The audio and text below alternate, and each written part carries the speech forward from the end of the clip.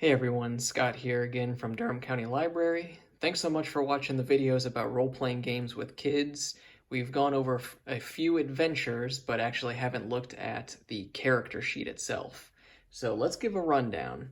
At the beginning of every game, I give the kids a character sheet to fill out, and we're going to go over this together with an example character I came up with here. This is Petal the Blossom Witch. Starting at the top, we have the class, which you probably know from Dungeons and Dragons or other role-playing games is kind of like the job or the role that the character has in the world. So we're going to put Blossom Witch. Okay, cool. And I already said that her name is Petal, so let's put that up here. All right, Petal the Blossom Witch. Now, moving down here, we show off that the damage is a D6. In other words, a 6-sided die. So whenever you're in combat and it's your turn to roll damage, in this case, I would have gotten 1 point of damage against the enemy. Here is your character's own hit points. That's kind of like your health. We have a max of 20.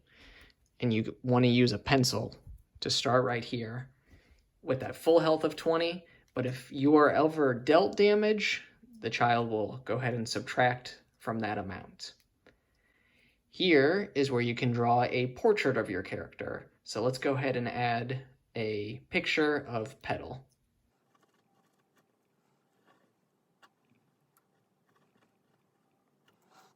All right, there's our picture of Petal. Here's a reminder of the gameplay itself, that when you roll a 10 or higher, you succeed at what you're trying to do.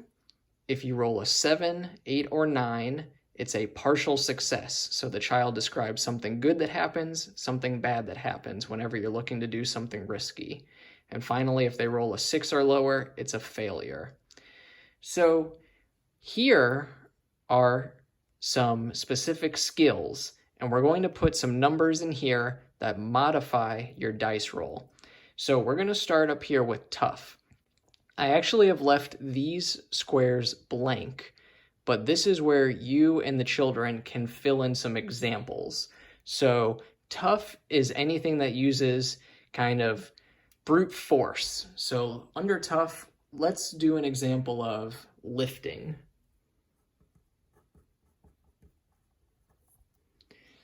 All right, cool. Now, next is swift. That's anything where your character is doing something nimble, agile. So this could be maybe shooting an arrow. Let's do that.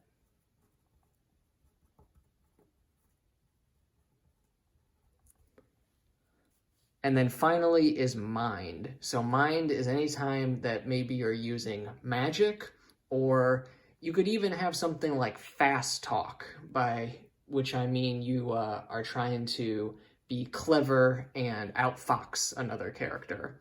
So let's put magic. And really you can just fill in as many examples as you want to kind of drive home the rules. Now, here's the thing. We're going to have these 3 skills. One of them needs to be a 2, another a 1, and another a 0. So this witch is very clever and obviously uses magic. So the best modifier we can do is a +2. Let's put that under the mind. Now, I think she's also pretty tough, I want to say. So I'm going to have it be a +1. And finally, that leaves swift. That's going to be a +0. So we're going to cut away for a few examples in just a second to show how those roles work. But consider that there are other kinds of characters. You know, here's this kind of beefy gnome character, and here's where you'd probably want to put a +2 for the tough, maybe a +0 for the mind. This is just kind of like the muscle character. Or maybe here's another character, this kind of thief bird character. This is somebody that would definitely be very swift. So we could have a +2 here, but maybe a +1 for the mind and a +0 for tough. Kind of weak, but overall very fast and kind of clever. So these are the different things you need to keep in mind as you're creating a character. But back to this real quickly. Here is where you can write down your weapon. So in this case, let's go with how Petal has her magic wand.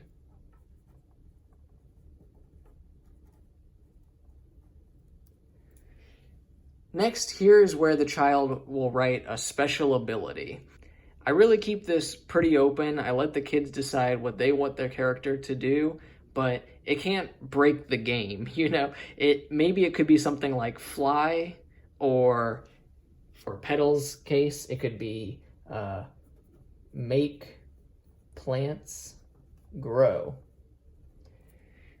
That'll be cool for Petal, but it can't be something like I automatically defeat every enemy. You know, it needs to be something that still creates a challenge and has some fun problem solving in the game. Okay, so let's give a few examples of how to use those skills. Here is this nasty, poisonous river, and our beefy gnome has to figure out how to get across. So some characters, like our witch Petal here, I bet she has a clever way to use her magic to get across. And if you remember, she had a +2 for her magic, so she could describe what she wants to do, roll 2 dice, and add 2 to that roll. So other characters, like maybe our thief bird right here, I bet this bird can fly, honestly. So if you remember in our example, we gave the bird a +2 on Swift, so they would easily be able to get across. Now, in the game that we could be playing with our gnome here, we might not be able to think of as many clever ways to get across. This is a tough character, and they don't have magic to use. But maybe the child says, well, what else is around here? And you could say you are near the edge of a forest.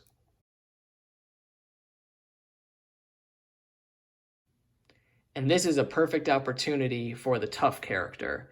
They have a tree that they could knock over to create a bridge. So we'll take those 2 dice, we'll roll them. We got 7 plus 2 because of this character's tough bonus, giving us a 9. So that's a partial success. So the kid says, well, maybe this does fall across here, and I'm able to safely make it across, but some of the poison water comes splashing up at me and will roll to deal some damage. 4 damage. So remember we had our hit points. We'll go ahead and subtract 4 from this character's total health. Here's our thief bird on some crazy adventure where they're fighting a water monster, and they find themselves jumping back and forth between these rocks, escaping attacks. That sounds like they need to do a swift move. Remember, they had a +2 in our example, and this is going to be an interesting kind of agile move. So they say, I want to jump from here to here. We got a 2 and a 4, 6, +2 is 8, another partial success. So maybe they do jump across, but they had a terrible landing and end up dropping some of their gold into the water. So here we drew some gold down there, and we'll subtract it from our character sheet. And last, let's just take a little closer look at combat, and we'll give our mind example. So whenever the kids go into combat, I have each child roll 2 dice and add their swift modifier. And I do the same for the monsters, but just +0. So let's see what Petal gets. All right, she got a 6, and her swift, if you remember, is 0. So she has 6, and this crystal insect gets an 8. So the insect is actually going to attack first. So I, as the referee, describe to the kids that the crystal insect comes dashing towards you and shoots out some of its crystal barbs. And really what I do with the monsters is I never do any modifier. I just roll the 2 dice, and it's a 7. So I say to the kid, okay, partial success means it's going to deal 1d6 of damage, but I'm going to say that your character knocked it back in self-defense. So 3 damage. So if you remember here, we were at 20 health. We would scratch this out and go down to 17 out of 20 health. But like we said, bah, knocked away. So now it's the child's turn. They're going to play as Petal, and they're going to say, I'm going to come up for an attack and just use my strength move, a tough move, which is +1 to deal some damage by hitting it with my magic wand. So let's see how this goes. They got an 8, +1 is 9.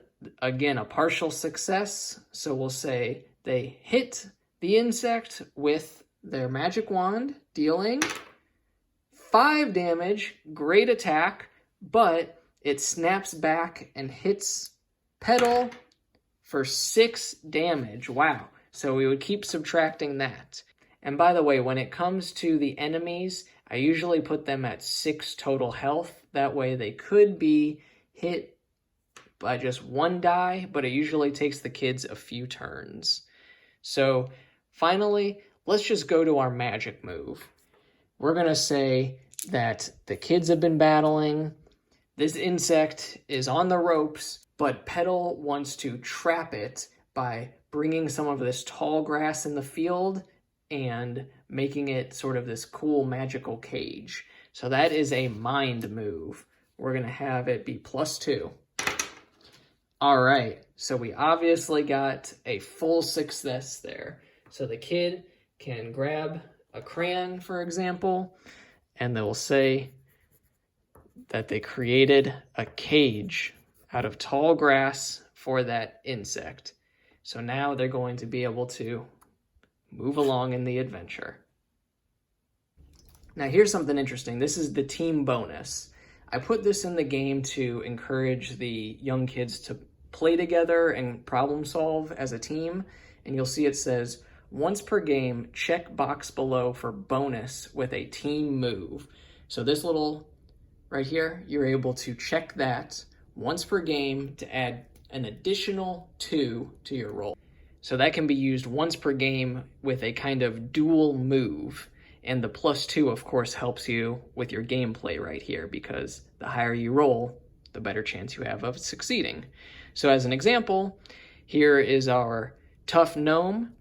And an idea could be that Petal needs to create a bridge, and she's going to do a mind roll to make plants grow. She's going to make a giant vine, while at the same time, this kid says, oh, well, my gnome is going to pick up that vine you've created, and it's going to throw it really far since it's so strong.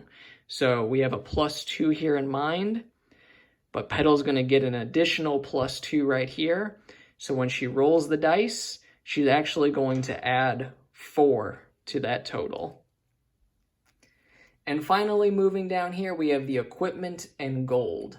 The equipment is a fun place for the kids to draw some of the things they find. So maybe one of the kids finds an invisibility crown. So at some point in the game, you know, they discover this crown and they add it into their backpack to be used later. Or maybe one of the kids finds a key and they'd like to draw that into their equipment. And I'll give you an inside joke from the library here. The kids decided that whenever they discover treasure, there's always Cheez-Its in it. So we'll just draw a box of Cheez-Its. The kids love doing that, so it's something funny, and they always say they go home and eat some Cheez-Its. And then last with the gold, sometimes that can be used as a fun incentive where maybe someone in a village offers, say, 500 gold to go on an adventure. So the kid would write 500 here, and when they return to the village or keep exploring in this magical world, they're able to spend the gold on other cool stuff like maybe a ring. And here's some crazy ring that has the power to, say, shoot lightning bolts out of it. So that's just something fun the kids can do with the equipment there. And last, what I want to say is that sometimes in these games, you'll see a stat for movement. That's how far the character is able to move in battle. In this case, we actually leave that off. We just have the kids kind of move around anywhere they want in the room when it's their turn. I hope that running through this character sheet together gives you a better idea of how the game is played. And if you look below in the description of this video, you'll see there is a link where you can download a PDF version of this character sheet. Thanks so much again for watching, and I hope you and the kids out there are having a lot of fun with this role-playing activity. Definitely be in touch if you have any cool pictures to share or want to continue asking any questions or giving suggestions on other adventures. Everybody be well, and I hope you have a great day.